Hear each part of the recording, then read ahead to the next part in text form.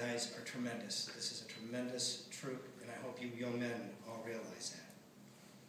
Thank you for the family and friends who have raised Thomas through all these years. Your endless guidance and patience are well appreciated by us. It was not an easy task, but slowly the lessons of scouting did set in with him. Thank you. And Thomas, thank you for giving me this opportunity to express my pride in you. You've done a great thing here. Look upon these people that are out here. They have all brought you to this point. It's a pretty good feeling. People care about you just to give the time and energy to make you a better person, which you have become.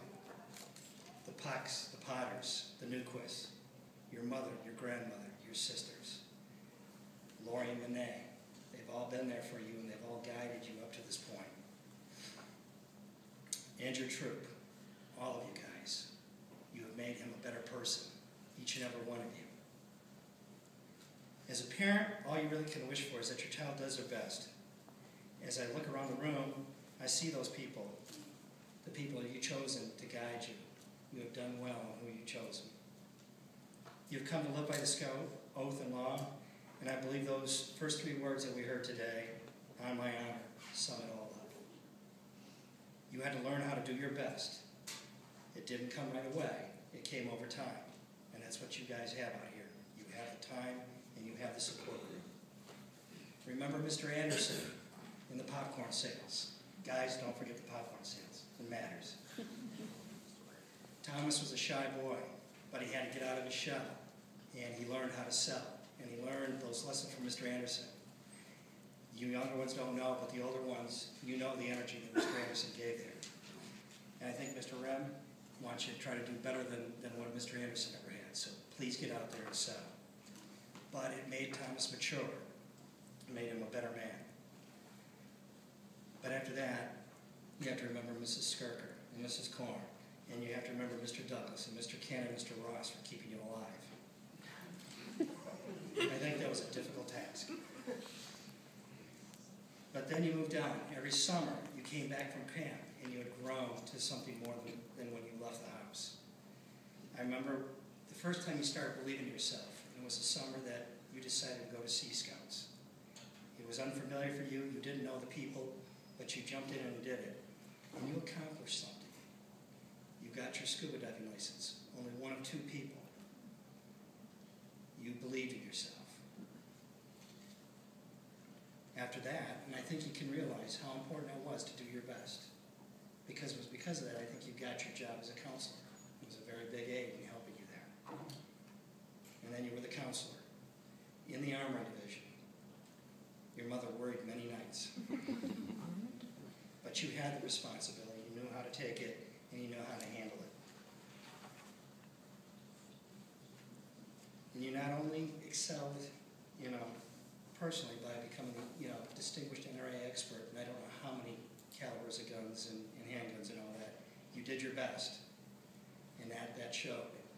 But what I'm most proud of is that time that you went outside there as a counselor, and you came up with a way to develop an apparatus to allow handicapped children to be able to shoot.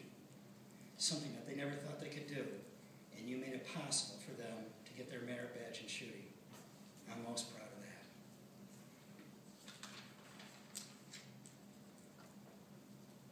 And from all that effort that you did on there, and working with George and Pat Boyd and all the others that are out there, that hard work that you did out there, because of how you worked with the disabled line, you brought $10,000 grant to the Boy Scout camp for the disabled, for the disabled. Tremendous. Then you moved on to your Eagle Scout project. I was wondering if it was going to happen, and it did. Every parent wonders that. But Thomas did it on his own. He looked around, he saw a project out there, Chris Anderson's Adirondack shack that he built out at J.B. Williams. I don't know if many of you remember it, but most of you Cub Scouts probably spent your first night in those woods.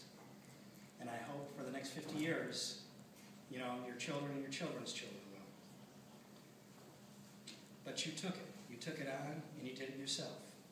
And then you knew when to ask for help and get the guidance to do that. You have grown. You are soaring with the eagles. And finally, to you young scouts, Thomas is watching out for you. He personally wanted to have this event here so that you could all see this, to see that doing your best, what could happen and how you could become up here and become an eagle. It's not easy, but it's totally enjoyable when it's done within inside the scouting family. I want you to watch out for each other and be there for support, because with your support, you made another eagle here yourselves. The last thing I'd like is I'd like you all to look around. Look in this room. Look at your parents. Look at your leaders that are around here. I want you to say thank you to them every chance that you get. This is a tremendous group of people here that help you. Do your best, and you will then learn what on my honor really means. Thank you. Thank you.